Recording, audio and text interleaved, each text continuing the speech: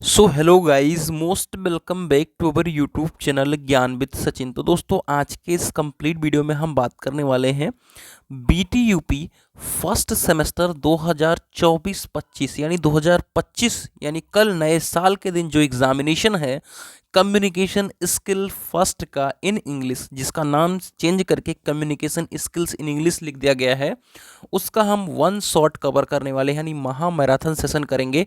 और आप सभी को सिर्फ इम्पॉर्टेंट चीज़ें ही बताने वाले हैं। इम्पॉर्टेंट चीज़ें बताने का मतलब ये होता है मेरे प्यारे साथियों कि आपको वही पढ़ना है जो कल एग्जामिनेशन में आने वाला है। और आप सभी के साथ कई सारी चीज़ें मैं शेयर करूंगा इस वीडियो में शुरुआत के इंट्रोडक्शन पार्ट में। तो चलिए आगे बढ़ते हैं और हम बताते हैं कि कम्युनिकेशन स्किल फर्स्ट के बारे में। उसके पहले अगर आपने ज्ञान भी सचिन मोबाइल एप्लीकेशन को नहीं डाउनलोड किया है तो कर लो, क्योंकि यहीं पर आपके सभी इंपॉर्टेंट नोट्स, वीडियो लेक्चर तो आपको यूट्यूब पे मैं देता ही देता हूँ, पीवाईक्यू पेपर वगैरह यहाँ से मिल जाया करेगा। ठीक है, तो बात करते हैं कम्युनिकेशन स्किल की कुछ चीज़ें। कम्युनिकेशन स्किल की कुछ चीज़ें ये हैं कि आपको यहाँ पर 45 प्लस स्कोर बहुत इजीली देखने को मिलेगा। कम्युनिकेशन स्किल 2 में नहीं पाओगे। अगर अगले सेमेस्टर में कम्युनिकेशन स्किल 2 नहीं, फोर्थ सेमेस्टर में होता है कम्युनिकेशन स्किल 2, जो आएगा वो फोर्थ सेमेस्टर में आएगा, उसमें नहीं पाओगे। लेकिन इसमें 45 प्लस पाओगे आराम से। लेकिन उसके लिए कुछ चीज़ें हैं। आपका ग्रामर पोर्शन बहुत अच्छा होना चाहिए, राइटिंग अच्छी होनी चाहिए, और इसमें आपको टाइम मैनेजमेंट की कोई दिक्कत नहीं आने वाली है। पेपर आपका लगभग 1.5 घंटे के अंदर अच्छे से हो जाएगा। ठीक है, तो आपको जल्दबाजी बिल्कुल नहीं करनी है। ठीक है, जल्दबाजी नहीं करनी है, इतना आपके पास कोई जल्दी नहीं है रूम पे जाने की।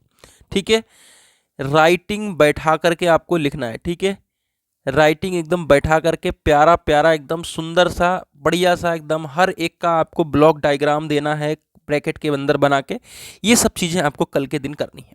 ठीक है, बाकी क्या क्या आने वाला है उस सिलेबस के हिसाब से मैं आप सभी को गाइडेंस देने वाला हूं। तो चलिए शुरू करते हैं आज की यह वीडियो।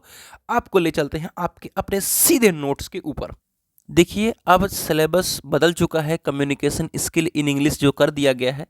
लेकिन ये आपका जो सिलेबस था ये पहले चलता था। ठीक है, लेकिन इसमें चीज़ें वही हैं। ठीक है, चीज़ें वही हैं, बस आगे पीछे कर दी गई हैं। लेकिन जो आपके सिलेबस में मैं यही पढ़ाने वाला हूँ। तो आप सभी से जो पहला क्वेश्चन आएगा, 100% 100% पूछा जाने वाला जो क्वेश्चन है वो है बेसिक ऑफ कम्युनिकेशन। ठीक है, क्या है आपका बेसिक ऑफ कम्युनिकेशन, पहला जो क्वेश्चन है वही है। ठीक है, आपको बेसिक ऑफ कम्युनिकेशन आना चाहिए। तो चलिए डेफिनेशन को समझते हैं, बेसिक ऑफ कम्युनिकेशन के डेफिनेशन को। नॉर्मल सी एक डेफिनेशन है जिसका मतलब है कि द वर्ड कम्युनिकेशन, जो कम्युनिकेशन का एक शब्द है वो कहाँ से आया हुआ है, comes from Latin word. Latin word communicare से ये लिया गया है, यानी कम्युनिकेशन वर्ड कम्युनिकेयर एक लैटिन वर्ड है, वहाँ से आया है। उसका मतलब क्या होता है, शेयर।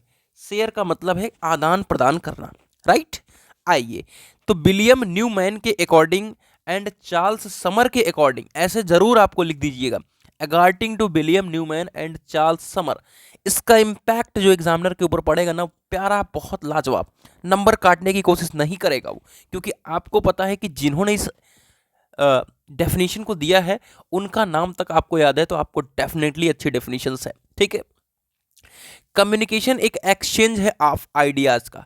जो मैं अपनी आइडिया है, जैसे मैंने अभी आइडिया दिया कि आपको जरूर William Newman and Charles Summer को लिख के आना है, तो ये एक मेरा आइडिया है जो आप सभी के साथ चेंज कर रहा हूं, यानी शेयर कर रहा हूं। ठीक है, जैसे कि ऊपर बताया गया कि क्या है, आपके आइडिया का एक शेयर है, आदान प्रदान करना है। फैक्ट, एक फैक्ट है कि आपको कल जल्दीबाजी नहीं करना है। पूरे जो भी 3 घंटे 2.5 घंटे जो भी समय आपका मिलता है, 3 घंटे का पेपर हो रहा है, पूरा एकदम टाइम देना है उस पर, चीज़ों को सोच सोच करके एक एक वर्ड लिखना है, जितना हो सके अधिक से अधिक लिखना है, पूरे 3 घंटे को न्यूट्रलाइज करना है। क्योंकि मैंने भी कम्युनिकेशन स्किल का पेपर दिया है, मुझे पता है 1.5 घंटे के अंदर पेपर हो जाएगा। उसके बाद आप जाने की कोशिश करोगे, हो सकता है एग्जामिनर ना जाने दे आपको, वहां पे बैठ करके एक दूसरे का चेहरा देखोगे, क्या फायदा है। बहुत प्यार से आराम से एक एक चीज को सोच करके, स्पेलिंग मिस्टेक ना करके अच्छे से लिखना है। जो क्वेश्चन पहले आ रहा है उसको अटेम्प्ट करना है। ठीक है, ऑलरेडी मैंने आप सभी को बता दिया है कि जैसे कोई क्वेश्चन का पार्ट है, तो जो पार्ट का सब पार्ट है उसको एक साथ ही करना है। जैसा कि क्वेश्चन नंबर 1 है, क्वेश्चन नंबर 2 है। तो क्वेश्चन नंबर 1 के अंदर जितने भी पार्ट हैं इनको एक साथ ही करना है, उसके बाद क्वेश्चन नंबर 2 के पार्ट्स को करने हैं। ऐसा तो नहीं कि क्वेश्चन नंबर 1 का एक पार्ट कर लिए फिर 2 का तीसरा कर रहे हो, ये रॉन्ग मेथड है। ठीक है, ये चीज समझ में आ गई, राइट। चलिए आगे बढ़ते हैं। इतना समझ में आ गया। Exchange of idea, fact, opinion, अपनी सलाह, जैसा कि मैंने बताया कि क्वेश्चन नंबर 1 वगैरह के बारे में वो ओपिनियन है। आर इमोशंस, इमोशंस यानी अपनी भावना, किसी प्रॉब्लम में हो आप, ठीक है, 2 या 2 से अधिक लोगों के बीच में शेयर करना, बदलना, आपस में बात करना। तो Williams, Newman and Charles Summer कहते हैं कि communication is an exchange of idea, fact, opinion और इमोशंस ऑफ 2 और मोर पर्सन, 2 या 2 से अधिक व्यक्ति के बीच में बदलने को कहते हैं। आइए लेलैंड ब्राउन के अकॉर्डिंग हमारा कम्युनिकेशन क्या कहता है, बस यही एक लास्ट डेफिनेशन दूंगा, उसके आगे कई सारे डेफिनेशन हैं, मुझे नहीं लगता कि आपको समझाने की जरूरत है, इतना बहुत है, कंफ्यूज नहीं होना है आपको, बस यहाँ पे लिख के आना है। लेकिन अगर कम्युनिकेशन बेसिक पूछता है तो 2 डेफिनेशन मेरी तरफ से लिखना भैया। नंबर पूरा चाहिए, 45 चाहिए। आपका यह दोस्त भी पॉलिटेक्निक जब किया तो 45 या 44, जो भी, आप लोगों को मेरे नंबर ज़्यादा पता होंगे क्योंकि मैं अपने सारे रिजल्ट अभी तक दिखाते आया था, क्योंकि अब तो निकल गया हूं तो अब कोई इसे दिखाने की बात नहीं है, तो आराम से मिलेंगे। ठीक है, मैथमेटिक्स में 45 के समथिंग, इसमें 45 बहुत ईजी मिलती है। आपके फिजिक्स में 40 नंबर आपको लेना है। चलो, जो सब पेपर बीत गया, जो चीज़ें बीत गई वो बीत गई, ठीक है, लेकिन अभी कल का पेपर है, एक रात इसके लिए एनफ है, एनफ एंड एनफ है भाई, कुछ नहीं है। Communication is the transmission and interchange, जैसा कि ऊपर की बात है, आप fact, ideas, feelings, course of action, कोई से अभी आप काम कर रहे हो, कोई सी फीलिंग है, कोई सी बात है, कोई सा फैक्ट है, उसको हम एक दूसरे के बीच में क्या कर रहे हैं, शेयर कर रहे हैं। तो मुझे लगता है अब कम्युनिकेशन के बारे में आपको इससे ज़्यादा कुछ बताने की जरूरत नहीं है। आइए इन जो चारों चीज़ें लिखी हुई हैं, तीनों चीज़ें, उनको समझ लीजिए। यहाँ पे आपको सेंडर लिखना है और उसके बाद ऐसे ब्लॉक डायग्राम बनाना है, फिर मैसेज लिखना है, ब्लॉक डायग्राम बनाना है, फिर रिसीवर लिखना है, फिर ऐसे आपको एरो बनाना है। भैया अगर नंबर चाहिए तो 100% इसको करके आइयो, स्क्रीनशॉट ले लीजिए, इसको करके आना है, छोड़ना नहीं है।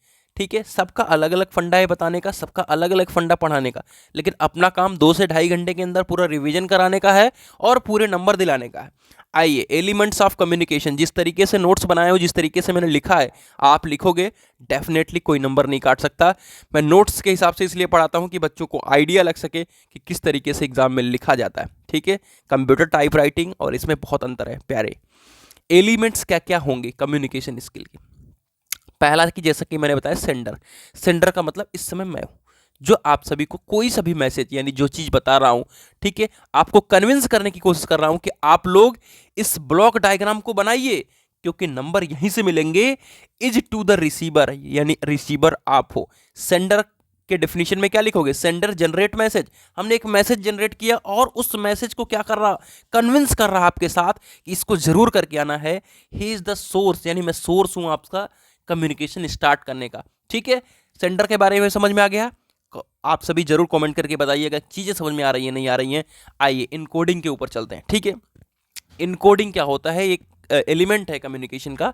The message generated by the sender, जो मैसेज जनरेट किया जा रहा है सेंडर के माध्यम से, इनकोडेड सिंबलिकली, ठीक है, सिंबल के माध्यम से, एक पिक्चर के माध्यम से, जो पिक्चर आपकी स्क्रीन पर दिख रही है, या अगर मैं आपको एलईडी टीवी पे पढ़ा रहा होता तो वहां पे जेस्चर, अपने हाथ वगैरह को हिलाता, पोस्चर के माध्यम से आपको कन्विंस करने की कोशिश करता, वो आपका इनकोडिंग पार्ट होता है। ठीक है, the message generated by the sender is encoded सिंबलिकली for the pictures, यानी सिंबल के माध्यम से आपको, पिक्चर के माध्यम से, जेस्चर के माध्यम से, पोस्चर के माध्यम से आप सभी को कन्विंस करना है, चीज़ों को जनरेट करना है, मैसेज को जनरेट कर रहा है सेंडर के द्वारा। ठीक है, उसको हम एक दूसरे तक पास कर रहे हैं इस चीज़ को। मैसेज, जो चीज़ इन्फॉर्मेशन दे रहे हो, फैक्ट दे रहे हो, फीलिंग दे रहे हो, वो सारी चीज़ों को जनरेट किया जा रहा है सेंडर के द्वारा, वो चीज़ मैसेज के माध्यम में आता है। तो मैसेज बहुत ईजी आप समझ पाओगे।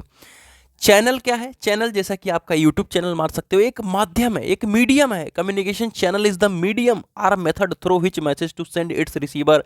यूट्यूब, फोन, टेलीफोन, जो भी चैनल है, आगे आपको एक टूल्स पढ़ना है कम्युनिकेशन का, उसमें चैनल्स के बारे में अच्छे से समझ में आएगा। राइट, चैनल्स क्या है? एक मीडियम है जिसके माध्यम से हम मैसेज को आप तक शेयर कर रहे हैं। रिसीवर कौन है? आप हो, जो पर्सन इस चीज को कन्विंस हो रहा है, जो चीज मैसेज सेंडर द्वारा भेजा जा रहा है, उस चीज को वो समझ रहा है, उस चीज को समझ रहा है, उस चीज को एक्सेप्ट कर रहा है, उस चीज़ को प्रॉपर तरीके से फॉलो कर रहा है receiver, right. Decoding of a message, decoding के बारे में, decoding of a message is how the receivers understand the interpret of the message.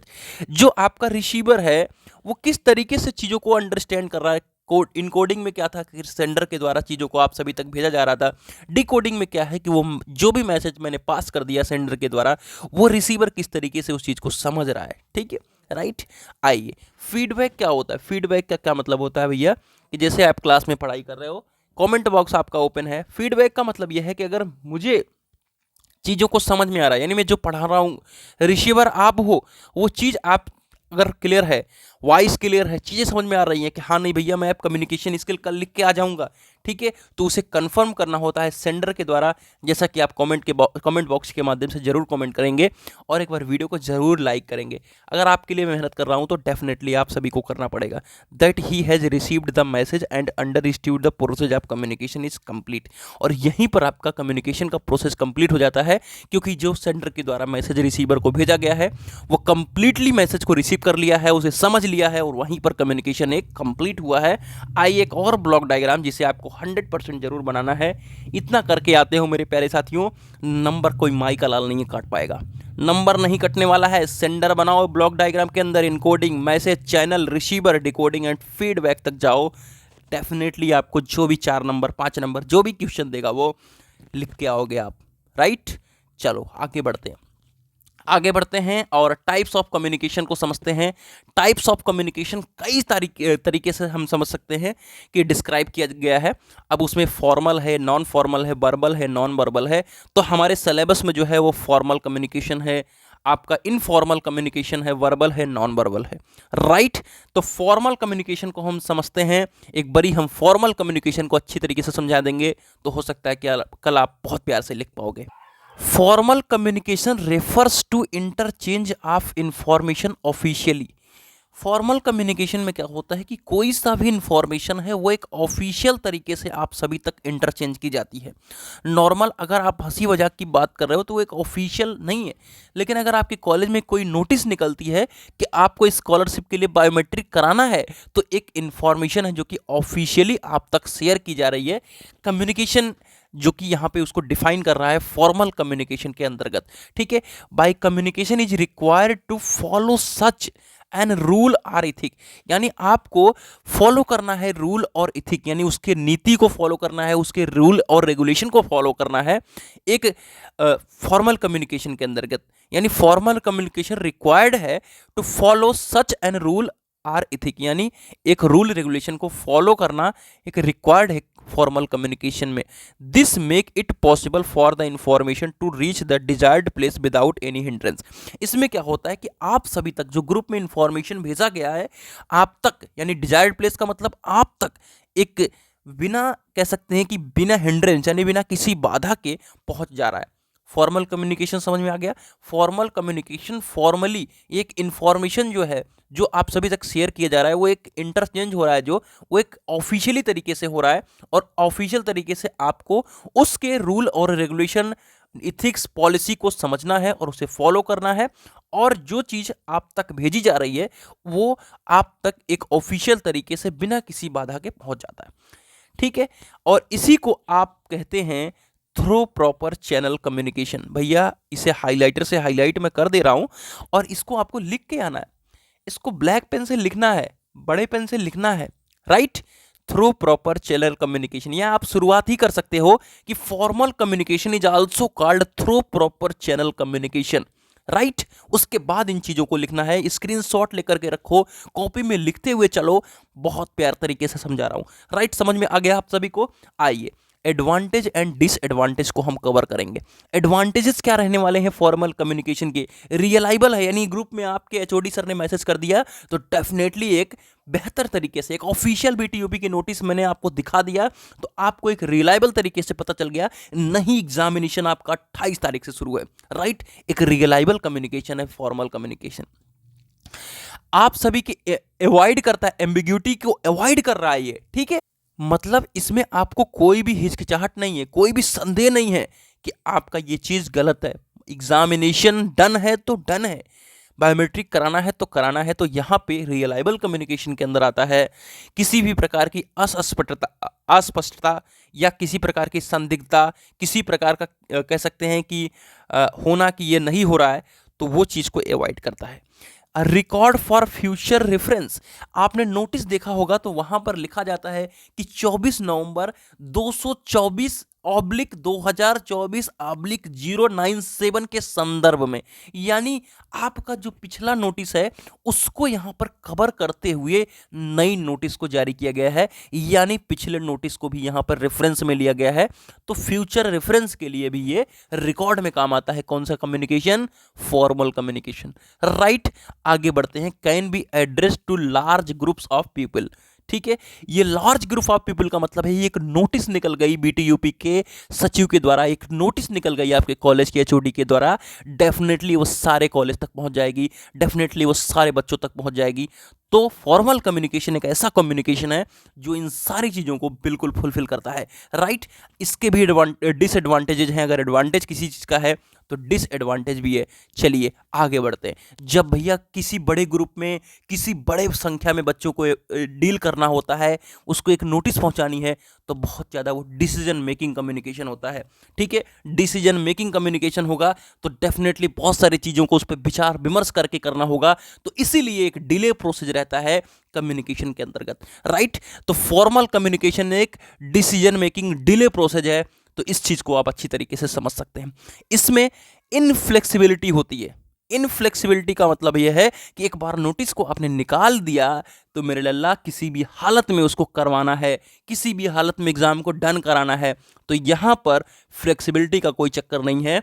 अगला है wastage of time. Wastage of time कैसे समझ पाओगे आप सभी? कि जैसे आपको कोई भी ऑफिशियल शेड्यूल जारी करना है, एग्जाम का शेड्यूल जारी करना है, तो उसके पीछे बहुत सारी चीज़ों को सोचना है। वेस्टेज ऑफ टाइम में कि आपके संडे क्या पढ़ रहे हैं, मंडे क्या पढ़ रहे हैं, छुट्टियां क्या पढ़ रही हैं, उस सारी चीज़ों को कंसीडर करते हुए उस चीज़ को फाइनल करना होता है, इसलिए वेस्टेज ऑफ टाइम के अंतर्गत भी आता है इसका डिसएडवांटेज। कॉस्टली, कॉस्टली का मतलब यही है कि जब भाई टाइम लगेगा किसी चीज़ के ऊपर तो डेफिनेटली वहाँ पर इन्वेस्टमेंट भी हो जाता है, राइट। आइए इनफॉर्मल कम्युनिकेशन की तरफ चलते हैं जो आप सभी के लिए लागू होता है। Informal communication is unsanctioned communication between the members of an organisation. कोई भी ऑर्गेनाइजेशन है, आपका क्लास ग्रुप है, आपके टीचर्स हैं, आप किसी कंपनी में काम कर रहे हैं, तो इनफॉर्मल कम्युनिकेशन का मतलब होता है अनसैंक्शन कम्युनिकेशन। मतलब यहां पर मेंबर और एम्प्लॉय के बीच में ऐसा कोई रिलेशन नहीं है कि तुम बड़े हम बड़े, है ना। एक दूसरे से अपनी फीलिंग्स को कह सकते हैं एक किसी ऑर्गेनाइजेशन के अंतर्गत। तो एक इनफॉर्मल कम्युनिकेशन के अंतर्गत क्या होता है कि moves freely within the organisation, यानी आप कभी भी उठ के जा सकते हो, कभी भी चीज़ों को डिसीजन कर सकते हो, कभी भी कुछ कह सकते हो। And it is not found by A pre defined channel और कम्युनिकेशन रूट। मतलब एक किसी कम्युनिकेशन के चैनल के अंतर्गत नहीं है, किसी इथिक्स को नहीं फॉलो कर रहा है, किसी रूल रेगुलेशन को नहीं फॉलो कर रहा है, ठीक है। तो ये इनफॉर्मल कम्युनिकेशन में आता है। It can flow in any organisation, किसी भी ऑर्गेनाइजेशन में किसी भी तरीके से हम बातचीत को आगे बढ़ा सकते हैं। This communication is based on informal relation friendship, जैसा कि मैंने बताया कि कॉलेज के फ्रेंड वगैरह हो, ठीक है। तो इनफॉर्मल कम्युनिकेशन के अंदर आप समझ गए कि एक अनसैंक्शन कम्युनिकेशन है, ये किसी भी एम्प्लॉई मेंबर्स के बीच में आपका कम्युनिकेशन हो सकता है। किसी भी ऑर्गेनाइजेशन हो, कोई भी स्कूल संस्था हो, उसके साथ साथ ही इस कम्युनिकेशन के अंतर्गत हम किसी भी चीज़ को फ्रीली कह सकते हैं और एक किसी भी डेफिनेट पाथ को नहीं फॉलो करना है, किसी डेफिनेट चैनल को नहीं फॉलो करना है, किसी रूल्स को नहीं फॉलो करना है, किसी रिथिक्स को नहीं फॉलो करना है, ठीक है। और किसी भी डायरेक्शन में हम बातचीत कर सकते हैं। और ये एक इनफॉर्मल रिलेशन बेस्ड कम्युनिकेशन है, जैसे कि फ्रेंडशिप हो गया, एम्प्लॉई के बीच का रिलेशन हो गया, राइट। आगे बढ़ते हैं, इनफॉर्मल कम्युनिकेशन के चीज़ों को बताते हैं। Informal communication is also grapevine communication. Formal communication में मैंने क्या बताया था? Through proper channel communication. Through proper channel communication, एक बार नोटिस निकल गई तो वही रहेगी, लेकिन ग्रेपेवाइन कम्युनिकेशन यानी किसी तरीके से हो रहा है, कभी यहाँ का वहाँ, कभी वहाँ का यहाँ हो रहा है, चीज़ें आगे पीछे हो रही हैं, ग्रेपेवाइन कम्युनिकेशन, ठीक है। Because there is a no definite channel, कोई डेफिनिट चैनल नहीं है, कोई डिफाइन चैनल नहीं है। It is difficult to find the beginning and end, मतलब कहाँ से शुरू हुआ, कहाँ से खत्म हुआ, कब क्या बातें होने लगी, कुछ नहीं पता, राइट। तो इसे हम कहते हैं इनफॉर्मल कम्युनिकेशन। मुझे आशा है कि इनफॉर्मल कम्युनिकेशन को बहुत प्यार से आप लोग समझ पाए होंगे। आगे बढ़ते हैं और इसके हम एडवांटेजेस को डिस्कस करते हैं। एडवांटेजेस का मतलब है फ्लेक्सिबल। ठीक है, फ्लेक्सिबल है कि कोई भी आपका जीएफ बीएफ जो भी आजकल चल रहा है, बहुत फ्लेक्सिबल तरीके से बात करके चीज़ों को हमने सलटा लिया, चीज़ों को हमने सही कर लिया। कोई सा एम्प्लॉय है, कोई सा भी वर्कर है, प्यार से बात करा, इनफॉर्मल तरीके से उसकी किसी चीज़ों को सराह दिया, तो यहाँ पे उसका काम हो गया। तो एक फ्लेक्सिबल कम्युनिकेशन क्या आता है। टाइम सेविंग होता है, डेफिनेटली टाइम सेविंग होगा। जब कोई चीज़ का एक रूल्स नहीं फॉलो करना है, कुछ भी नहीं कहना है, तो कह दिया तो हो जाएगा। तो अब भाई किसी तरीके से फ्लेक्सिबल है, अच्छे से समझा रहे हो चीज़ों को, अपने उसके लैंग्वेज में समझा रहे हो, तो इजी टू अंडरस्टैंड भी है और क्विक है और इफेक्टिव भी है। जब भाई चीज़ों को उसके अंदाज में समझा रहे हो तो डेफिनेटली समझ जाएगा। तो ये एडवांटेजेस आपको लिखने हैं 4। और डिसएडवांटेजेस, अनसिस्टमेटिक कम्युनिकेशन। जब अनसिस्टमेटिक कम्युनिकेशन होगा तो हो सकता है कि एक दो एम्प्लॉय छूट जाए इसके बीच में, तो एक सिस्टम में होता तो सबको पता चलता। लेकिन अगर अनसिस्टमेटिक है तो हो सकता है कि आपके कॉलेज में कोई इन्फॉर्मेशन निकली, कोई नोटिस वोटिस नहीं निकाला, बता दिया कि भैया तुम्हें आना है पेपर देने, टेस्ट होगा, इफ सरप्राइज टेस्ट करा दिया, ठीक है, तो आप कंफ्यूज हो गए, पता ही नहीं चला, और आप जब गए झोला उठा के तो पता लगा यहाँ टेस्ट हो रहा है ना। तो ये अनसिस्टमेटिक कम्युनिकेशन। स्प्रेड रूमर्स, किसी ने कह दिया कि भैया कल टेस्ट है, मजाक मजाक में कह दिया, मास्टर ने बोल दिया कि आप इस हफ्ते में टेस्ट लेना है, फिर अगले दिन आए, कोई लड़का आया, अरे भाई टेस्ट है आज, बस रूमर फैल गया। तो जब कोई टीचर पर्टिकुलर हर ग्रुप में, मतलब जब भी टेस्ट लेता है, मैसेज डालता है, तो उसमें आपको कॉन्फिडेंस है कि नहीं भैया फॉर्मल तरीके से, लेकिन इसी तरीके में कम्युनिकेशन में रूमर्स फैलता है, right. It can spoil the discipline in the organisation. जब भाई एक दूसरे से आप डिस्कस कर रहे हो किसी चीज़ को, कोई ऊपर कोई नीचे नहीं, कब क्या हो रहा है, तो डिसिप्लिन तो डेफिनेटली खराब होना है, ठीक है। और जैसे र्यूमर फैलेगा तो कन्फ्यूजन भी क्रिएट होगा, राइट। आगे बढ़ते हैं। आगे बढ़ने से पहले कौन सा कम्युनिकेशन है, वर्बल कम्युनिकेशन। आगे बढ़ने से पहले मेरे जाबाज साथियों एक बार कमेंट करिएगा कि क्या इतनी चीज़ें मैं जो समझा रहा हूँ आप लोगों के दिमागों तक जा रही है, नहीं जा रही है। ये जो मेरी कम्युनिकेशन है आप सभी तक समझ में आ रही है नहीं आ रही है, ज़रूर कॉमेंट करिएगा, लाइव कॉमेंट करिएगा। मैं देख रहा हूँ आप सभी के साथ, मैं आप सभी के कॉमेंट्स पढ़ रहा हूँ कि आप लोग को समझ में आ रहा है नहीं आ रहा। तो चलिए हम लोग वर्बल कम्युनिकेशन को क्लैरिफाई करते हैं। थोड़ा सा कुछ डिस्टरबेंस आ गया था जिसकी वजह से काफ़ी मतलब लेट हो गया मुझे चीज़ों को करने में। चलिए हम वर्बल कम्युनिकेशन को पिछले जैसे आप सभी को करा रहा था उसी अंदाज में कराने की कोशिश करूँगा। Verbal communication refers to the form of communication in which message is transmitted verbally. जैसा कि नाम से आप सभी को दिख रहा है कि वर्बल कम्युनिकेशन यानी बोलने का, ठीक है। किसी चीज़ को अगर हम बोल करके चीज़ों को कंप्लीट कर रहे हैं, यानी वर्बली हम मैसेज को ट्रांसफ़र कर रहे हैं एक दूसरे से, एक जगह से दूसरे जगह पे, तो वो आपका वर्बल कम्युनिकेशन के अंतर्गत आता है। The message is conveyed either by words spoken or a piece of writing. अब इसमें क्या हो सकता है कि किसी चीज़ को हम बोल करके भी कर सकते हैं, या हम कुछ चीज़ों को लिख करके आप तक वो चीज़ को पहुंचा सकते हैं, ठीक है। Message is conveyed either by word spoken यानी बोल करके, या पीस ऑफ राइटिंग या कुछ हिस्से को लिख करके हम आप तक इंफॉर्मेशन को एक्सचेंज कर सकते हैं।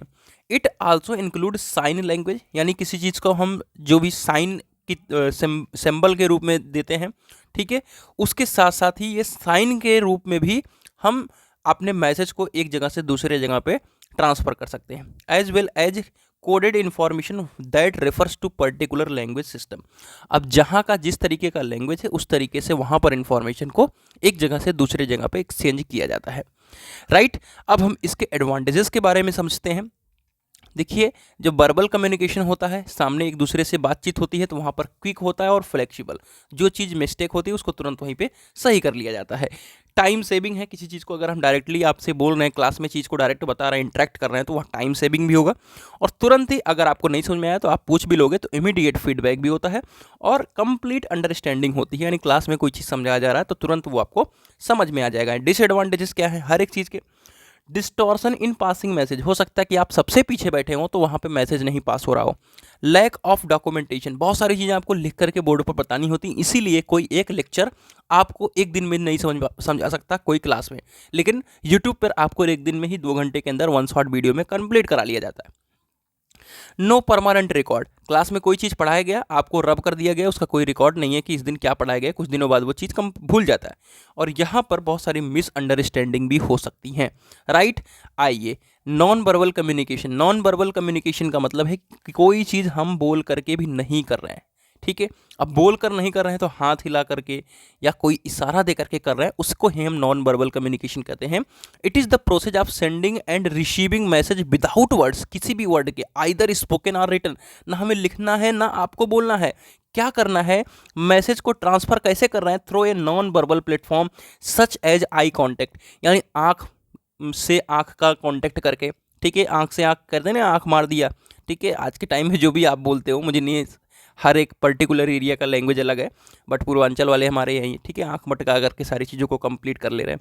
फेशियल एक्सप्रेशन की मतलब आंखें बहुत ज़ोर से बड़ी कर दी, तो वहाँ पर उस चीज़ को नहीं बोलना है, फेशियल एक्सप्रेशन से इस चीज़ को समझा पा रहे हैं। जेस्चर पोस्चर, जेस्चर पोस्चर का मतलब है किसे आप बहुत दूर खड़े हो, है ना, कॉलेज में है, अब कोई बहुत दूर खड़ा है तो वहाँ पर कैसे का करोगे, उस अगर वो देख रहा है, ये सामने की तरफ देख रहा है, तो उसको हाथ जब आपने हिलाया तो वो समझ गया कि आप उन्हें बुला रहे हैं, ठीक है। तो वहाँ पर वो बहुत इमीडिएट फीडबैक हो जाता है। तो इस प्रकार के कम्युनिकेशन को हम नॉन वर्बल कम्युनिकेशन कहते हैं, जिसमें आपका एलिमेंट फेशियल एक्सप्रेशन है, बॉडी लैंग्वेज है, आई कांटेक्ट है, ठीक है। अब बॉडी लैंग्वेज का मतलब मुंह से बोलना नहीं है, ठीक है। बॉडी लैंग्वेज मतलब आप जो भी चीज़ समझाना चाह रहे हैं वो एक्सप्रेशन के माध्यम से समझाना चाह रहे हैं।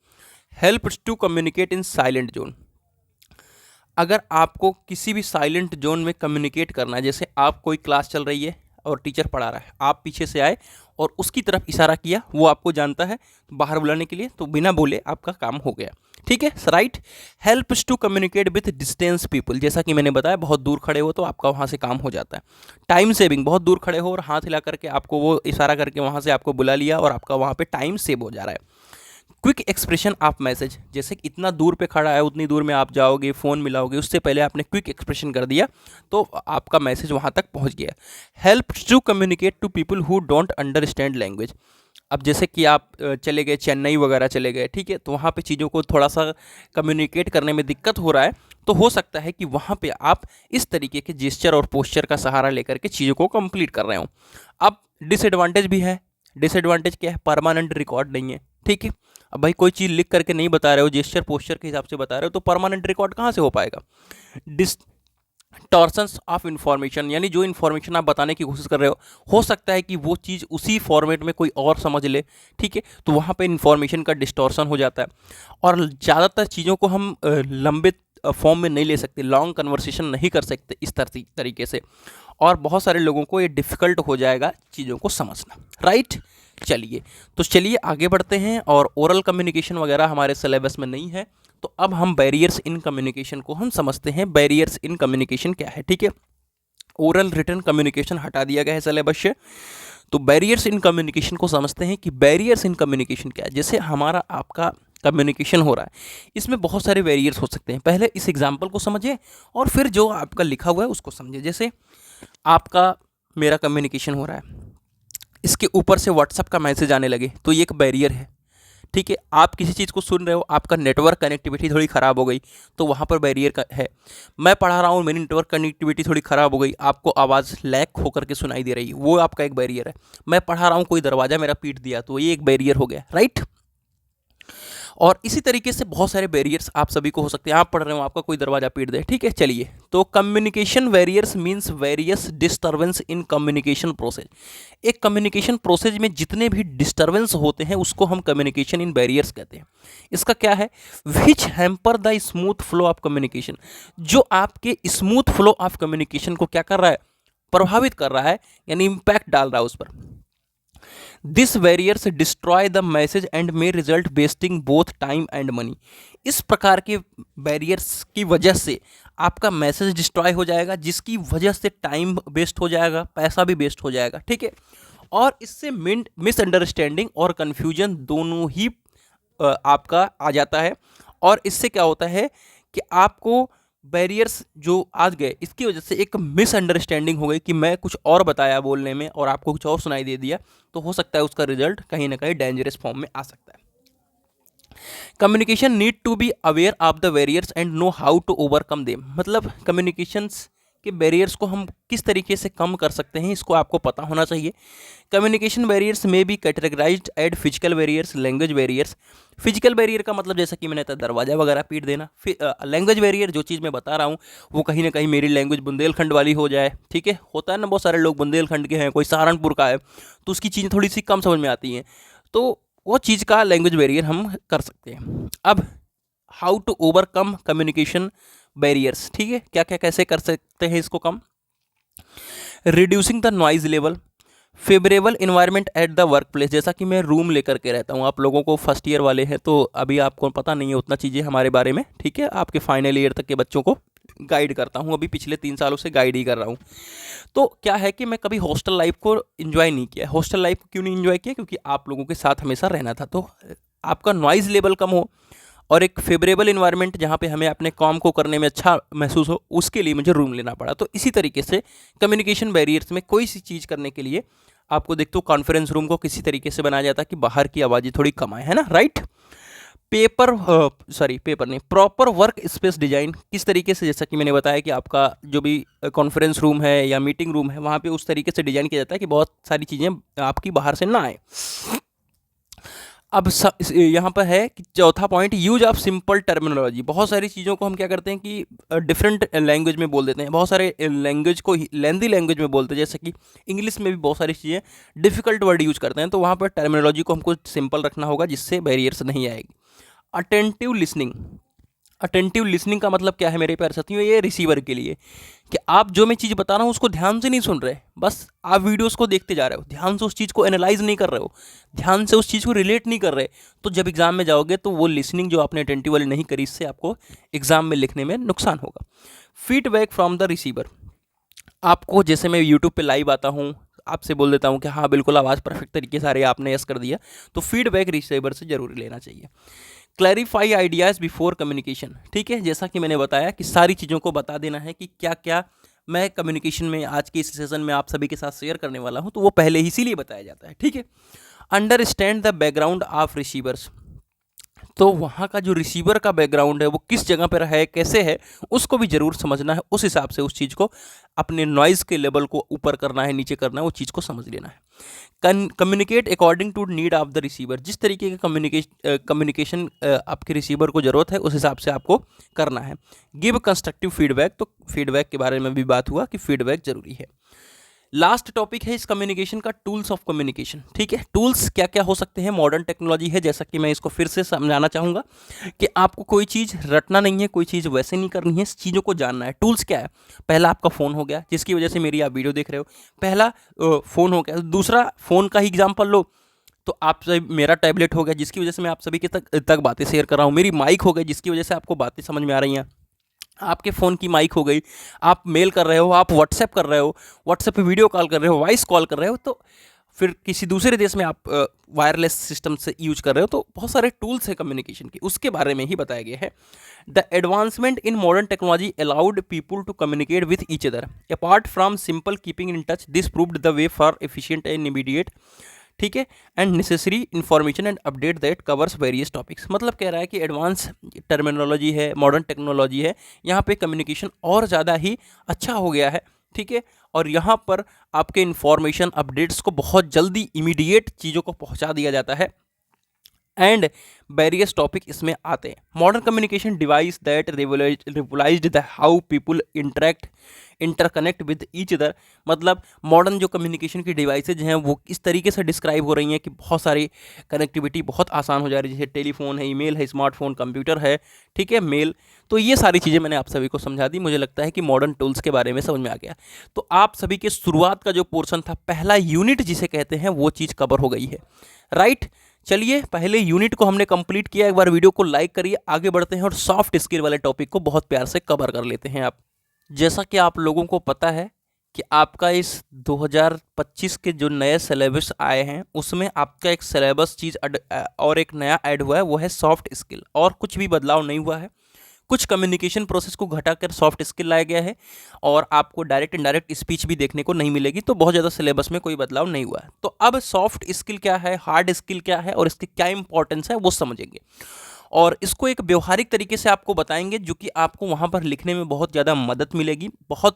बढ़ा चढ़ा करके आपको पढ़ने की ज़रूरत यहाँ पर नहीं है, रटने की ज़रूरत नहीं है, बस आपको व्यवहारिक चीज़ें पता होनी चाहिए, सॉफ्ट स्किल आपको अच्छे से जान जाओगे।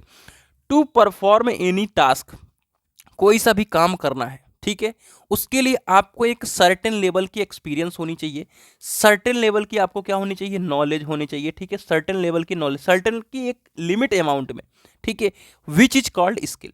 जैसे मुझे यूट्यूब चलाने की नॉलेज है, ठीक है, मैं आप लोगों के साथ हमेशा कांटेक्ट में हूँ, ठीक है, मुझे ऑफिशियल नोटिस के बारे में चीज़ों को पता रहती है कि कहाँ से कैसे होती है, किससे बात करनी है, ठीक है। तो टू परफॉर्म, किसी भी चीज़ को परफॉर्म करने के लिए एक सर्टेन लेवल का आपको एक्सपीरियंस होना चाहिए, इसे हम कहते हैं स्किल, ठीक है। अब उसके बाद आता है सॉफ्ट स्किल, उसके बाद आता है hard skill. Technical knowledge to do a job, यानी किसी भी काम को करने के लिए टेक्निकल नॉलेज हो जो, उसे हम कहते हैं हार्ड स्किल। क्या कहते हैं मेरे प्यारे साथियों, hard skill. And the behaviour skill required are called of soft skill.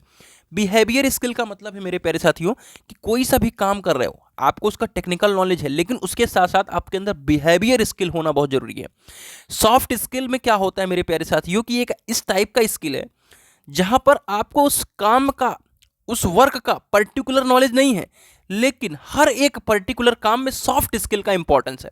जैसे हार्ड स्किल में क्या है कि आपको यूट्यूब चलाना आता है, राइट, ये आपका एक हार्ड स्किल हो गया, एक स्किल हो गया।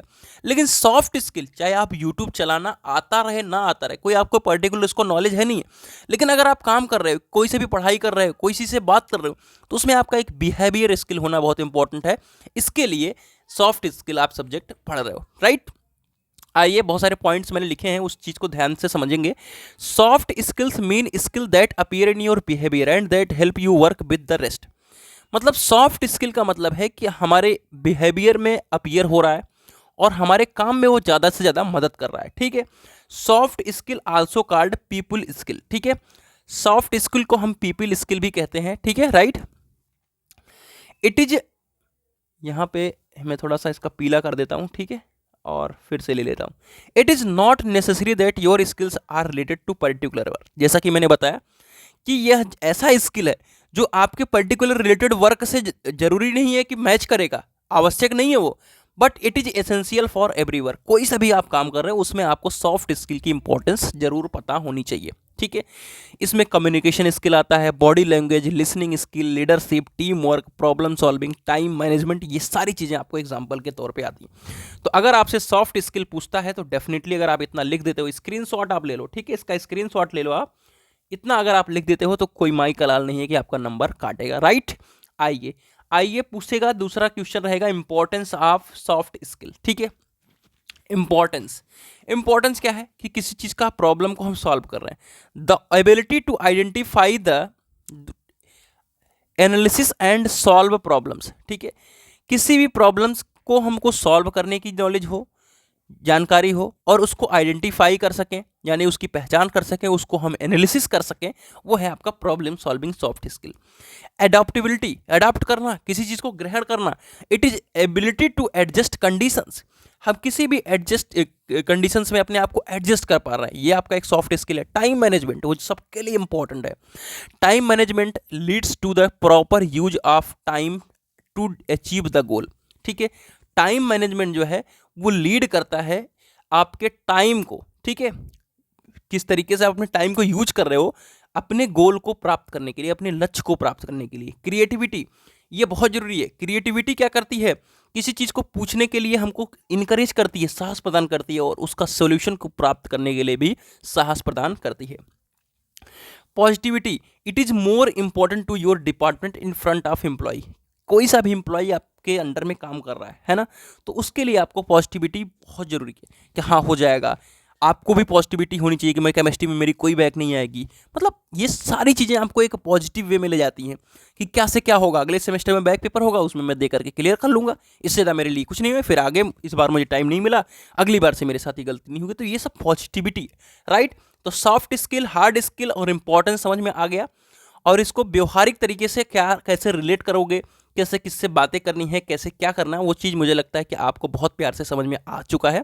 आप आराम से इसको बना करके 7-8 लाइन के अंदर लिख दोगे, पूरे नंबर मिलने वाले हैं। तो चलिए आगे कवर करते हैं हम ग्रामर पोर्शन को। उसके पहले मैं आप सभी के साथ कंप्रीहेंशन पोर्शन को कवर करूंगा। पहले इसका नाम दिया जाता था एप्लीकेशन ऑफ ग्रामर, अब दे दिया गया है वोकाबुलरी, जो कि कौन सा यूनिट है आप सभी का, यूनिट नंबर 5 है। ठीक है, यूनिट नंबर 5 को कवर लास्ट में कर रहे हैं, पहले कर रहे हैं, उसके बाद हम आपके नोटिस राइटिंग वगैरह को कवर करेंगे। तो इसके बारे में कवर करने से पहले आपके हम बात करने वाले हैं यूनिट नंबर 3 की। किसकी? यूनिट नंबर 3 की बात करने वाले हैं। अब यूनिट नंबर 3 आप सभी के लिए क्या है, वो करीबन 8 नंबर देगा यूनिट नंबर 3। अब यूनिट नंबर 3 क्या है, वो आया आपका कंप्रीहेंशन। क्या है मेरे प्यारे साथियों? कंप्रीहेंशन है। ठीक है, कंप्रीहेंशन। ठीक है, अब मैं इसको समझा देता हूं, आपको बहुत प्यार से समझ में आ जाएगा। जो लोग परेशान कर रहे हैं, आपको बहुत सारी चीज़ें बता रहे हैं, उन लोगों से थोड़ा सा दूर रहें आप। डरने की बात नहीं है, मैं समझाता हूँ क्या चीज़ें हैं कंप्रीहेंशन। आप 10th करके आए होंगे या आप 12th करके आए होंगे, इन दोनों के अलावा कोई ऐसा बच्चा नहीं है। 10th में भी कंप्रीहेंशन था कि आपको एक पैसेज दे दिया जाता था, पैसेज। ठीक है, क्या दे दिया जाता था मेरे प्यारे साथियों? आपको एक पैसेज दे दिया जाता था, फिर उसमें क्वेश्चन होते थे और आंसर होते थे, राइट। उसमें से आपको छांट करके लिखना होता था, राइट। तो मुझे लगता है कि कंप्रीहेंशन ऐसा कोई सा बच्चा नहीं है जो नहीं कर पाएगा, और इसको पढ़ने की नीड नहीं है। मैं लिख भी देता हूं, पढ़ने की नीड नहीं है। कोई सा वन शॉट हो, कुछ भी हो, मत पढ़ो इसे।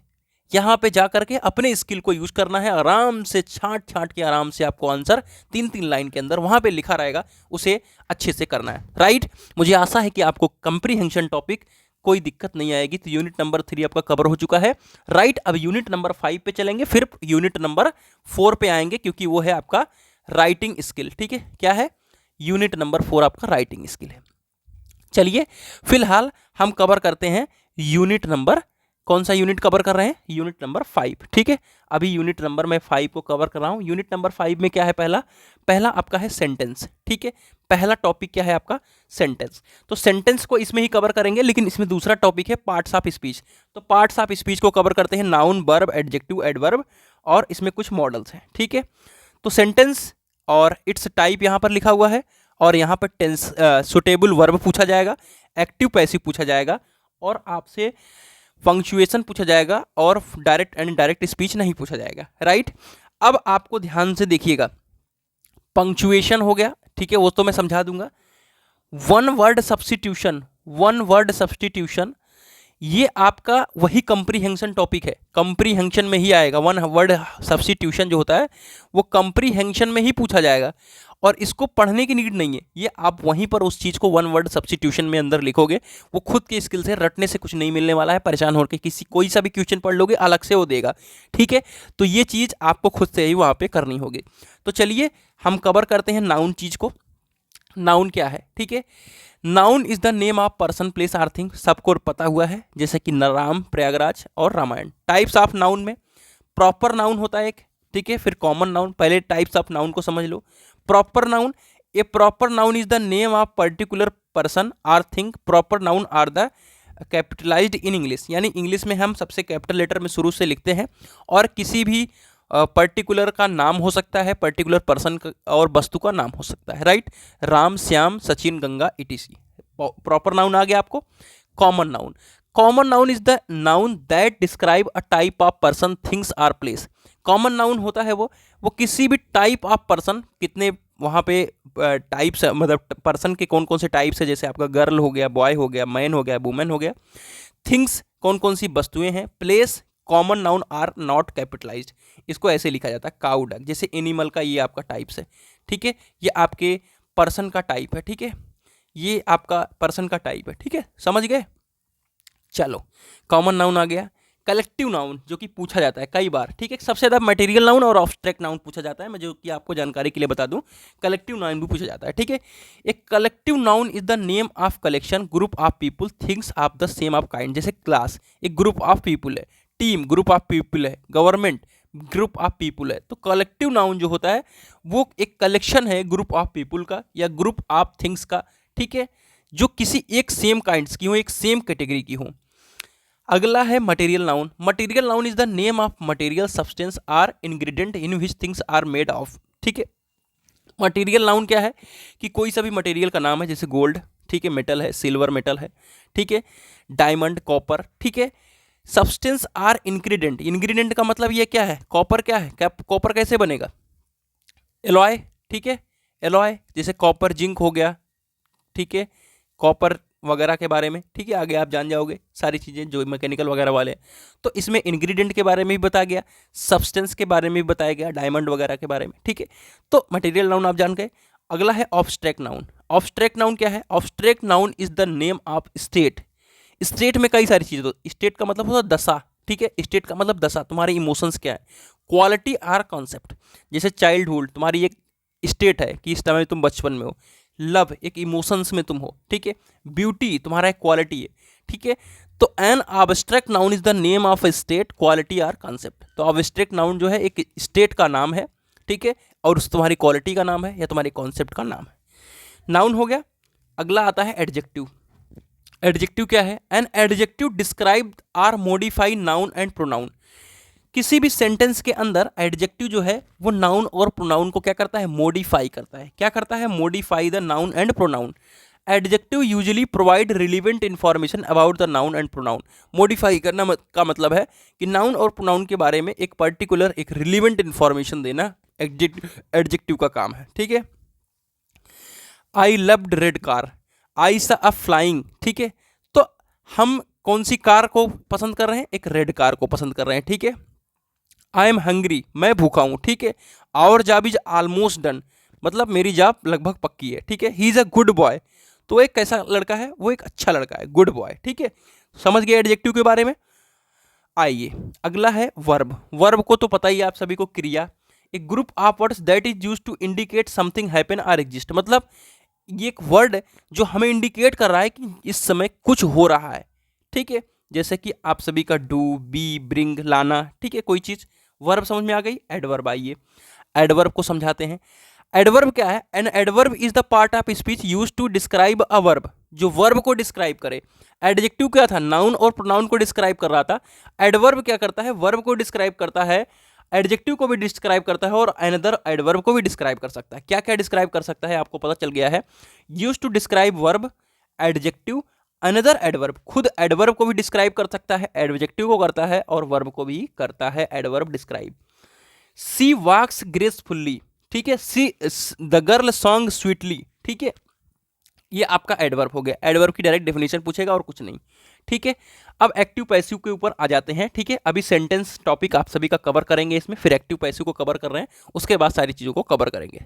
तो चलिए, मैंने सोचा कि आपका active and passive wise cover करने से पहले हम सेंटेंस को कवर कर लें, वरना आप सोचोगे कि मैं आगे पीछे जा रहा हूँ। तो सेंटेंस क्या है, कुछ नहीं है। सेंटेंस एक कॉम्बिनेशन है वर्ड का, बहुत सारे वर्ड का एक कॉम्बिनेशन है जो हमें एक पर्टिकुलर मीन देता है, पर्टिकुलर उसका एक मीनिंग निकलता है, उससे एक आइडिया का पता चलता है, उससे एक फैक्ट का पता चलता है, उससे एक थॉट का पता चलता है, कई सारे वर्ड्स को मिला करके उसके कॉम्बिनेशन का, राइट। तो उसके टाइप्स भी पूछेगा आपके एग्जामिनेशन में। जैसा कि पहला आप अफर्मेटिव सेंटेंस है, ठीक है। अफर्मेटिव सेंटेंस क्या है, इसे आप सिंपल सेंटेंस के भी नाम से जानते हो। इसमें आप सभी का एक अफर्मेटिव, इसे हम असर्टिव सेंटेंस भी कहते हैं, जिसमें आपका सिंपल सेंटेंस और एक नेगेटिव सेंटेंस दोनों आता है, ठीक है। सिंपल आता है और एक नेगेटिव आता है, ठीक है। सिंपल में आप सभी का नॉर्मली कोई चीज़ का बोध होता है, कोई सा भी चीज़ आप कह रहे हो उसके फैक्ट, ओपिनियन, ठीक है, वो चीज़ कंप्लीट होता है यहाँ पे सिंपल में। नेगेटिव में किसी चीज़ को हम नकारते हैं, कोई सा भी आपने चीज़ पूछा मैं उससे नकार दूंगा। इंट्रोगेटिव सेंटेंस होता है, इंट्रोगेटिव में किसी चीज़ को हम किसी चीज़ क्वेश्चन को पूछते हैं, ठीक है, इसमें क्वेश्चन मार्क भी लगता है, आप लोगों को पता है। अब इम्परेटिव सेंटेंस क्या है, इम्परेटिव सेंटेंस में किसी चीज़ को हम क्या करते हैं, ऑर्डर देते हैं, ठीक है। इम्परेटिव सेंटेंस में हम किसी चीज़ का क्या करते हैं, ऑर्डर देते हैं, किसी चीज़ का हम रिक्वेस्ट करते हैं, ठीक है, किसी चीज़ का हम क्या कर सकते हैं, रिक्वेस्ट करते हैं। तो ये आपका एक इम्परेटिव सेंटेंस है, ये क्या करता है, दीज एक्सप्रेस कमांड, ऑर्डर या रिक्वेस्ट। अगला आता है एक्सक्लामेटरी सेंटेंस। एक्सक्लामेटरी सेंटेंस क्या करता है, इमोशंस का बोध कराता है, इमोशंस को बताता है, ठीक है। तो इमोशंस को ये डिफाइन करता है, दीज एक्सप्रेस द इमोशंस, ठीक है, और इसे हम एक्सक्लामेटरी मार्क्स के द्वारा डिनोट करते हैं, राइट। तो ये चीज़ आपको सेंटेंस के बारे में थी। अब चलिए हम एक्टिव एंड पैसिव वॉइस को कवर कर सकते हैं, राइट। अब खुश हो आप लोग। तो चलिए एक्टिव एंड पैसिव वॉइस को हम कवर करते हैं। आज के जनरेशन का क्या है, जो हमारे साथ के यूट्यूब के साथी हैं, किसी का मैं बुराई नहीं करना चाहता, लेकिन एक्टिव एंड पैसिव का डेफिनेशन वगैरह बताने लगते हैं। देखिए अभी यहाँ पे क्या है आपके लिए, वन शॉट में क्या होता है कि आपसे जो एग्जाम में पूछा जाता है मुझे वही कंफर्म करना है। एक्टिव पैसिवाइज बनाने के लिए आएगा, ना कि आपसे डेफिनेशन पूछेगा, राइट। जिसका डेफिनेशन पूछना था उसको बताइए। इसी में फंडामेंटल रूल क्या है, ऑब्जेक्ट को हम सब्जेक्ट के अंदर बदलते हैं, ठीक है, और वहाँ पर हम उसके पहले, किसके पहले, जब ऑब्जेक्ट को हम सब्जेक्ट के रूप में बदले और सब्जेक्ट को ऑब्जेक्ट के रूप में बदले तो वहाँ पे बाई वर्ड यूज करेंगे उसके पहले, ठीक है। कहाँ पर यूज करेंगे, बिफोर सब्जेक्ट, यानी जो आपका ऑब्जेक्ट था उसको हमने सब्जेक्ट बदल दिया और सब्जेक्ट को ऑब्जेक्ट में बदल दिया, तो अब वो उसके पहले जो एक्टिव में क्या था, एक्टिव में सब्जेक्ट था, लेकिन जब पैसिव में आ गया तो वहाँ पे आपका वो ऑब्जेक्ट के रूप में था और उसके ऊपर हम बाई लगा देंगे, ठीक है, राइट। ये चीज़ आपको क्लियर हो गई होगी मुझे आशा है, राइट। आइए तो अपना एक नॉर्मली सा जो क्वेश्चन है उसको हम एग्जाम्पल को सॉल्व करेंगे। आई राइट अ लेटर, ठीक है, हमने क्या किया, एक एग्जाम्पल लिया एक्टिव फॉर्म में, आई राइट अ लेटर। इसको पैसिव कैसे बनाएंगे, ए लेटर को क्या करना हमने, ये ऑब्जेक्ट था, इसको हमने क्या किया, सब्जेक्ट रूप में कन्वर्ट कर लिया, इज। अब यहाँ पे मैंने शायद लिखा होगा, नहीं लिखा है तो लिख देता हूँ, यहाँ पे हमेशा वर्ब की थर्ड फॉर्म यूज की जाएगी। क्या यूज की जाएगी मेरे प्यारे साथियों, वर्ब की थर्ड फॉर्म की यूज की जाएगी, और बहुत सिंपल सा आपसे पूछा जाएगा एग्जाम में, बहुत कोई टफ नहीं पूछते। ऐसे ही आई राइट ए लेटर कितनी बार रिपीट हो चुका है, ठीक है। A letter is written by me, ठीक है। बस आपको क्या ध्यान रखना है कि आपको जब एक्टिव एंड पैसिव वॉइस बनाना है, ठीक है, तो यहां पर जो भी सेंटेंस है, सपोज यहां पर प्रेजेंट इंडिफिनिट है तो पैसिव वॉइस प्रेजेंट कॉन्टिन्यूअस में बन के आएगा, राइट। अभी बहुत सारे एग्जांपल्स कराएंगे। यहां पे देखिए मैंने समझा भी रखा है, always use third form of verb, the word by is not always use before subject, जैसे कि बहुत सारी जगह पर विथ भी लगता है, बहुत जगह पर टू भी लगता है। ये भी चीज़ आपको प्रैक्टिस से ही पता चल पाएगी, ठीक है। तो एक्टिव एंड पैसिव वॉइस का अब हम बहुत सारे एग्जांपल्स को कवर करने वाले हैं, तो वो आप सभी को फटाफट से कवर करके दिखाता हूं मैं। तो चलिए एक्टिव से पैसिव बनाने के लिए कुछ रूल वगैरह हैं, उसको हम समझ लेते हैं। समझ लो ये एक्टिव है और ये है पैसिव, ठीक है। इसको मैं डिलीट भी करूंगा बट अभी के लिए समझ लो, ठीक है, राइट। तो एक्टिव में अगर आई है, क्या है, आई है, तो ये पैसिव में क्या हो जाएगा, मी हो जाएगा। अगर एक्टिव में बी है तो पैसिव में क्या हो जाएगा, अस हो जाएगा। यू का क्या रह जाता है, यू का यू ही रह जाता है, ध्यान दीजिएगा इस चीज को, ठीक है। ही का क्या हो जाता है, हिम में हो जाता है कन्वर्ट, ये मैं आप सभी को डायरेक्टली बता देता हूं। सी का क्या हो जाता है, हर हो जाता है, राइट। उसके बाद इट का भी क्या होता है, चेंज नहीं होता है, ठीक है, इट का इट ही रह जाता है। और अगर दे है तो दे ही रह जाता है, और कोई अगर नाम है तो नाम क्या रहेगा, नाम ही रहेगा, राइट। इतना चीजें समझ में आ गई। चलिए इसका स्क्रीनशॉट फटाफट लीजिए, फटाफट से स्क्रीनशॉट आप लोग ले लीजिए। अब फटाक से इसको हम क्या कर लेते हैं, इरेज कर देते हैं, ठीक है। ऐसे ही क्या कर देते हैं, इसको डिलीट कर देते हैं लगे हाथ, ठीक है। चलो इसको मैंने डिलीट कर दिया, मुझे आशा है कि आपने स्क्रीनशॉट ले लिया होगा, नहीं लिया होगा तो पीछे करके ले लोगे। आगे बढ़ते हैं। अब हम एक्टिव पैसिव वॉइस का क्या करते हैं, different example. She buys a book, ठीक है। अब सी बाइज अ बुक है, इसका आप वीडियो पॉज करके फटाक से ट्राई करके मुझे बताइए। तो आशा करता हूं आप लोगों ने ट्राई कर लिया है, लेकिन उसके पहले जैसा कि मैंने अभी आपको एक रूल बताया एक्टिव पैसिव का, उसी तरीके से आपका किस चीज़ का रूल मैं बताने की कोशिश कर रहा हूँ, वो रूल बता रहा हूँ कि आपके टेंस चेंज का, ठीक है। कौन सी चीज़ का रूल बताने की कोशिश कर रहा हूँ, टेंस चेंज, ठीक है, टेंस चेंज रूल, ठीक है। अब टेंस चेंज रूल क्या है मेरे प्यारे साथियों, वो समझ लीजिए। टेंस चेंज रूल जैसा कि मैंने बताया कि अगर कोई सिंपल, ठीक है, सिंपल सेंटेंस है, ठीक है, सिंपल इंडेफिनिट में अगर है, ठीक है, तो यानी प्रेजेंट इंडेफिनिट मान लो इसे, प्रेजेंट इंडेफिनिट में है तो वो प्रेजेंट कॉन्टिन्यूअस में हो जाएगा। लेकिन अगर कोई प्रेजेंट कॉन्टिन्यूअस है तो वो प्रेजेंट कॉन्टिन्यूअस में रहेगा, प्लस उसमें क्या हो जाएगा, बीइंग हो जाएगा, राइट।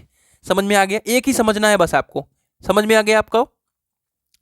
जैसे आप सभी का प्रेजेंट परफेक्ट में है, ठीक है, प्रेजेंट परफेक्ट में हो तो क्या हो जाएगा, present perfect plus present perfect continuous, ठीक है। जैसा कि मैंने प्रेजेंट इंडेफिनिट को बताया कि प्रेजेंट कंटिन्यूअस में हो जाता है, उसी तरीके से प्रेजेंट परफेक्ट कंटिन्यूअस में हो जाता है।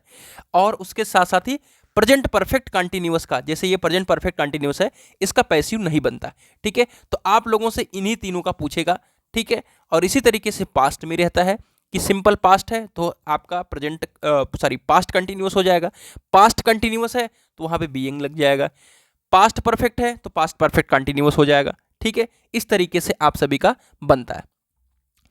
और पास्ट परफेक्ट कंटिन्यूअस का बनने वाला नहीं है। और आपका फ्यूचर में अभी मैं सारे एग्जांपल जब कराऊंगा तो मुझे लगता है सब चीज़ें आपको क्लियर हो जाएंगी। तो मुझे लगता है टेंस रूल भी बहुत प्यार से समझ में आ गया है, बहुत ज़्यादा आपको डेप्थ में जाना नहीं है, ऊपर से ही पूछता है, ठीक है। तो टेंस रूल का भी आपको अच्छे से ज्ञान हो चुका है। अगर मैं फ्यूचर की बात करूं, फ्यूचर टेंस की बात करूं, तो फ्यूचर कंटिन्यूअस, जैसा कि सभी का परफेक्ट कंटिन्यूअस नहीं बनता, लेकिन फ्यूचर का कंटिन्यूअस भी नहीं बनता, ठीक है। और अगर टेंस रूल में बात करें, टेंस रूल की बात करें, जैसे आप सभी का आ जाता है कैन कुड, ठीक है, कैन आ जाता है, तो कैन का क्या हो जाएगा, कुड हो जाएगा, ठीक है। आपका मे है, ठीक है, तो मे का माइट हो जाएगा, ठीक है, मे का माइट हो जाएगा। इस तरीके से आपको पता रहना चाहिए, ठीक है। और माइट है तो मस्ट हो जाएगा। इस तरीके से आपको ये फॉर्म भी पता होने चाहिए। बाकी यही नॉर्मली कैन कुड पूछता है, तो ये आपको अच्छे से पता चल गया। बाकी present continuous, sorry present perfect continuous, past perfect continuous, future continuous और फ्यूचर परफेक्ट कंटिन्यूअस का एक्टिव पैसिव, सॉरी एक्टिव का पैसिव में नहीं बदला जाता है। तो चलिए अभी सारी चीज़ें आपको पता है। जैसे सी बाइज अ बुक, ठीक है, अब क्या करना है, ए बुक क्या है, ऑब्जेक्ट फॉर्म में है, तो इसको सब्जेक्ट में लाइए, ए बुक कर दीजिए, ठीक है। अब देखेंगे कि आप बाइज है, यानी ये प्रेजेंट इंडेफिनिट में है, तो प्रेजेंट इंडेफिनिट को हम करना है पास्ट सॉरी प्रेजेंट कंटिन्यूअस में, ठीक है। तो प्रेजेंट कंटिन्यूअस ए बुक के साथ ईज आ जाएगा, ठीक है। अब बाइज है, इसको हमको क्या लिखना है, थर्ड फॉर्म में लिखना है, ठीक है। इसको हम वर्ब के थर्ड फॉर्म में कन्वर्ट करेंगे। जब वर्ब के थर्ड फॉर्म में कन्वर्ट करेंगे मेरे प्यारे साथियों, तो ये बाइज क्या हो जाएगा, बाट हो जाएगा, क्या हो जाएगा, बाट हो जाएगा, ठीक है। बाइज का क्या हो जाएगा, बॉट हो जाएगा। और सी का क्या हो जाएगा, आप लोगों को अभी मैंने बताया था, सी का क्या हो जाएगा, पहले बाई लगेगा और फिर हर हो जाएगा, राइट। इतनी चीजें आप लोगों को समझ में आ गई। आगे बढ़ते हैं। तो इतना मुझे आशा है कि आप लोगों को अच्छे से समझ में आ गया होगा। अब Ram is writing a letter, आप लोग इसका जरूर बताइए। Ram is writing a letter, जैसा कि आप लोगों को पता है, इज का क्या हो जाएगा, प्रेजेंट कंटिन्यूअस है, तो उसमें क्या हो जाएगा, प्रेजेंट कंटिन्यूअस प्लस बीइंग, ठीक है, बीइंग हो जाएगा। तो ए लेटर को आगे ले आइए, ठीक है, ए लेटर को मैंने आगे ले आया। अब इज, यहाँ पर इज है, लेकिन ए लेटर भी सिंगुलर है, तो आपका क्या हो जाएगा, इज, ठीक है। ए लेटर इज बीइंग, ठीक है, a letter is a being, being by, और उसके बाद राम है, राम तो चेंज होगा नहीं, ठीक है। सॉरी, इसके बीच में राइट के बीच में आपका वो भी लगने वाला है, क्या, वर्ब का थर्ड फॉर्म, ठीक है। राइट रोट रिटन, ठीक है, रिटन बाई आपका हो जाएगा राम, ठीक है। तो मुझे लगता है कि एक्टिव से पैसिव बनाना आपके लिए बहुत ज़्यादा इजी है और आप बना भी पा रहे होंगे। तो आगे के जो क्वेश्चंस हैं ये खुद से आप प्रैक्टिस करिए, बहुत इजी क्वेश्चंस हैं, इनकी प्रैक्टिस खुद से आप करें, ठीक है। चलिए, they will pay the tax वाला मैं आप लोगों के सामने करा देता हूँ। कुछ नहीं करना है, इस ऑब्जेक्ट को क्या करना है, सब्जेक्ट करना है, ठीक है। द टैक्स कर दिया। आपको पता है कि ये आपका प्रेजेंट, सॉरी फ्यूचर इंडिफिनिट है, क्या है, फ्यूचर इंडिफिनिट है, तो इसको फ्यूचर कंटिन्यूअस की सहायक क्रिया यूज करनी है। फ्यूचर कंटिन्यूअस की सहायक क्रिया क्या है, बिल भी है, बिल लिख दो, बी लिख दो। उसके बाद आपका पे है, पे का थर्ड फॉर्म रहेगा, पे का थर्ड फॉर्म हो जाएगा पेड, ठीक है। और बाई लगाओगे और दे का हो जाएगा देम, खत्म, राइट। तो आपका सिंपल वाला चीजें समझ में आ गई। अब आइए इंपरेटिव सेंटेंस के ऊपर, ठीक है। इंपरेटिव सेंटेंस को किस तरीके से हमें करना है, लेट, इसका फॉर्म कैसे पहले यूज करेंगे हम, लेट, फिर ऑब्जेक्ट यूज करेंगे, फिर बी लिखेंगे या नॉट बी रहेगा, और फिर वर्ब का थर्ड फॉर्म रहेगा। इस तरीके से आप सभी को फॉर्म के रूप में कन्वर्ट करना है इंपरेटिव सेंटेंस, और ये मोस्ट इंपॉर्टेंट है, ठीक है। इंपरेटिव सेंटेंस आना ही आना है, ठीक है। तो शट द डोर को कैसे कन्वर्ट करोगे आप, ठीक है, पैसिव वॉइस में। जैसे कि आपको फॉर्म ऊपर दिख रहा है, उसको आराम से उतार दीजिए। लेट आपने लिख दिया, ऑब्जेक्ट यहाँ पे क्या है, डोर के रूप में ऑब्जेक्ट है, ठीक है। तो लेट द डोर लिख दो आप। अब इसके आगे क्या लिखा है, बी और नॉट बी, ठीक है। तो नेगेटिव तो कुछ है नहीं, तो आराम से आप बी लिख दोगे। सट है, सट आपका ऑलरेडी थर्ड फॉर्म में है, सट, राइट। तो बहुत आसान तरीके से आप इंपरेटिव सेंटेंस को अच्छी तरीके से बना पाओगे। आइए अगले क्वेश्चन की तरफ चलते हैं, स्टैंड अप को भी समझाते हैं आप लोगों को। तो आप लोगों को पता होना चाहिए कि इंपरेटिव सेंटेंस कई दो तरीके से बनता है, आदेश सूचक वाक्य है और प्रार्थना निवेदन है, ठीक है।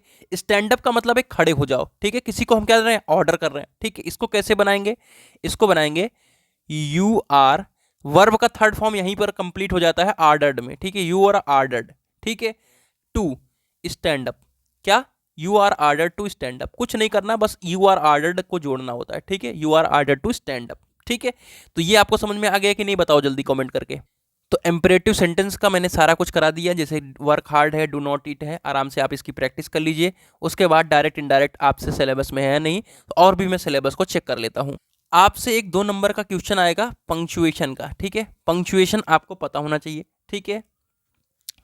जैसे आप सभी का पंक्चुएशन कहा है, पीरियड यूज होता है, पीरियड यूज होता है आपका एक यहाँ पे एक कह सकते हैं कि बिंदी टाइप का यूज होता है, फिर आपका एक्सक्लेमेशन मार्क होता है, ये इस तरीके से होता है, फिर कॉमा इस तरीके से होता है, और फिर कॉलन ये से होता है, जहाँ पे जैसे 7:30 PM, ठीक है, AM पे हम यूज करते हैं, ठीक है। और फिर ये सेमी कॉलन है, डैश के लिए यूज होता है, हाइफन यूज होता है, ठीक है। अब इसमें आपको कहाँ पे ध्यान देना है, आपको पंक्चुएशन में क्या होता है मेरे प्यारे साथियों, कि एक क्वेश्चन आएगा किससे, एक क्वेश्चन आएगा डायरेक्ट इनडायरेक्ट से, ठीक है। डायरेक्ट इनडायरेक्ट का क्वेश्चन होगा, मैं दिखा भी देता हूं आपको, ठीक है। यहाँ पे अगर मैंने किया होगा डायरेक्ट इनडायरेक्ट, बहुत सारे डायरेक्ट इनडायरेक्ट, ठीक है, सपोज यही है, ठीक है, ये क्वेश्चन मिल गया डायरेक्ट इनडायरेक्ट, तो आपसे यही देगा सचिन सेड, ऐसे कामा नहीं लगा रहेगा, ये भी नहीं लगा रहेगा, और ऐसे दे देगा। तो बस आपको कुछ नहीं करना है, यहाँ पे ऊपर आपका जब ये सेंटेंस खत्म होता है तो आपको कामा लगाना है, और फिर यहाँ पे ऐसे ऐसे करके अपना इन्वर्टेड कामा लगा करके फिर फुल स्टॉप लिखना है, ठीक है। तो कुछ इस तरीके से आप सभी को क्या करना है, पंक्चुएशन करना है, और मुझे लगता है यही आपके एग्जाम में आएगा। तो बहुत ही शॉर्ट वे में मैं चीज़ों को कंप्लीट करने की कोशिश कर रहा हूँ, जिससे आपको कम समय में चीज़ों को अच्छी तरीके से आए, ठीक है। अब बात आती है नोटिस राइटिंग के ऊपर, ठीक है। नोटिस राइटिंग आपके 6 मार्क्स में डिसाइड किया गया है, ठीक है, या आप नोटिस राइटिंग कह सकते हैं कि 8 नंबर में भी पूछ सकता है, ठीक है। अब पैराग्राफ राइटिंग पहले आता था, कंप्रीहेंशन की खुद से प्रैक्टिस करें, जैसा कि मैंने बता दिया है, ठीक है। तो आइए और नोटिस को हम देखते हैं, नोटिस किस तरीके से लिखा जाता है। तो मैं आप सभी को यही रिकमेंड करूंगा, नोटिस राइटिंग लास्ट में कराऊंगा, उसके पहले मैं CB राइटिंग वगैरह आप सभी की करा देता हूं, और रिज्यूम वगैरह के बारे में बता देता हूं, ठीक है। देखते हैं इसमें क्या क्या है आपके, लेकिन नोटिस जो है 100% पूछे जाने वाला है, ठीक है। नोटिस जो है आप सभी का 100% पूछे जाने वाला क्वेश्चन है। उसके पहले आप सभी का वर्ब वाला टॉपिक रह गया था, ठीक है। तो आप सभी से फिल इन द ब्लैंक्स में सुटेबल वर्ब से पूछा जाता है, फिल इन द ब्लैंक्स में सुटेबल वर्ब, जैसे आप सभी से यहाँ पे एक सुटेबल वर्ब यूज करना है। इसको ज़्यादा रटने से कुछ मिलने वाला नहीं है, यहाँ पे एक कह सकते हैं कि आपको पर्टिकुलर सोच करके, उस कंडीशन को सोच करके, ठीक है, वहाँ पे एडजस्ट करना पड़ता है, ठीक है। जैसे राम इज आर एम दिया है, ये यहाँ पर बी भी दे सकता था ऐसे डायरेक्ट, ठीक है, आपको डायरेक्ट बी दे देता, तो आपका मतलब है कि इज एम आर वाजवेयर है, ठीक है। Ram is in the school, Ram कहाँ होगा, आई के साथ एम लगता है, ठीक है, एंड आपके प्लूरल के साथ क्या लगता है, आर लगता है, तो राम के साथ क्या लगेगा, यहाँ पे इज लगेगा, Ram is in the school. इस तरीके से आप सभी को समझना होगा, ठीक है। आई रिटन मेनी बुक्स, ठीक है। अब रिटन है यानी वर्ब का थर्ड फॉर्म है, तो आपको क्या लिखना होगा, आई के साथ क्या आता है, आई के साथ हैज आता है कि हैव आता है, तो आई के साथ पता है कि आपको हैव आता है, तो I have written many books, ठीक है। आप इसमें से बहुत सारे, जैसे आपका मैरी कॉम है, ठीक है, मैरी कॉम है लीजेंड इन बॉक्सिंग, ठीक है, तो मैरी कॉम इज आएगा, is a legend in boxing, ठीक है, अपने बॉक्सिंग में वो लीजेंड थी, ठीक है। विनायक 4 इरेजर्स, ठीक है, विनायक के पास क्या है, विनायक हैज है, तो हैज 4 इरेजर, विनायक के पास क्या है कि 4 इरेजर्स है, ठीक है। तो इस तरीके से आपको क्या करना है, ठीक है। देखिए यहाँ पर आंसर भी दिया हुआ है, तो आंसर्स आप मिला सकते हैं, ठीक है। ऐसा तो नहीं है कि चीज़ें आपसे मिस हो रही हैं, ठीक है। तो विनायक हैज 4 इरेजर्स, ठीक है। प्रिंसिपल, प्रिंसिपल क्या है, एक पर्टिकुलर आदमी है, ठीक है, तो principal is the face of an institution, एक आपके इंस्टीट्यूशन का क्या है, मेन आदमी है, ठीक है। तो इस तरीके से आपको एक वर्ब का भी दिया जाएगा और बहुत इजी वे में आप उसको कर पाओगे। अब हम रिज्यूम राइटिंग पे चलेंगे और उसके बाद नोटिस राइटिंग के ऊपर चलेंगे। देखिए जो आपका यूनिट नंबर कह सकते हैं कि 4 है, ठीक है, यूनिट नंबर 4, उसमें आपसे 4 चीज पूछेगा, क्या क्या, नोटिस, लेटर, ठीक है, और आपका CB राइटिंग पूछेगा, और आपका रिज्यूम पूछेगा, ठीक है, ये सारी चीजें पूछेगा। तो देखिए अब इस वन शॉट में जल्दी जल्दी में कवर करने का कुछ फायदा नहीं है। नोटिस आपका 6 नंबर का मेन इंपॉर्टेंट क्वेश्चन है, ठीक है। नोटिस में कई सारी चीजें, जैसा इस ये बॉक्स में होना चाहिए, ऊपर आपको डेट लिखना है, उसके बाद आपको यहाँ पर इंस्टीट्यूट का नाम लिखना है, नोटिस लिखना है, फिर एनुअल डे जो चीज़ का फंक्शन है, और नोटिस हमेशा कम से कम शब्दों में लिखा जाता है। ठीक है, नोटिस हमेशा कम से कम शब्दों में लिखा जाता है कि हम एनुअल फंक्शन में अपने टीचर को इस तारीख से है, इस डे को इस बजे तक है, उसके बाद हम इनवाइट करना चाहते हैं, आप आ जाइए। तो ठीक है, all the requested come with the innovation ideas. तो कुछ इस तरीके से है। नोटिस राइटिंग का एक पर्टिकुलर वीडियो मैंने बना रखा है, पर्टिकुलर वीडियो है, और आपका लेटर राइटिंग का भी पर्टिकुलर वीडियो है। ठीक है, लेटर राइटिंग का भी एक पर्टिकुलर वीडियो है। इन दो चीज़ों का पर्टिकुलर वीडियो आप डिस्क्रिप्शन बॉक्स में लिंक है, उससे आप जरूर देखें। सीबी कवरिंग लेटर, इन सारी चीज़ों को मैं लाइव आकर के या एक छोटी सी और कह सकते हैं वीडियो बना करके इसी डिस्क्रिप्शन बॉक्स में डाल दूंगा अभी, वहाँ से आप लोग उसको देख सकते हैं। तो आप सभी का जो दो चीज़ है वो कवर हो जाएगा, सिर्फ दो चीज़ बच रहा है, कवरिंग लेटर, रिज्यूम और सीबी राइटिंग। ये चीज़ मैं आप सभी को कवर करा दूंगा। तो आप सभी का रिपोर्ट राइटिंग वगैरह उसके बाद आपका काम यहाँ से खत्म हो जाएगा। लेकिन ये जो दो मेन चीज़ें लेटर और नोटिस, ये आप जरूर प्रैक्टिस कर लें, यही एग्जाम में ज़्यादातर पूछा जाता है। तो चलिए, कैसा रहा मैराथन सेशन जरूर कमेंट करके बताइएगा। मिलता है एक नई वीडियो के साथ, तब तक के लिए bye bye, tata, take care, love you all.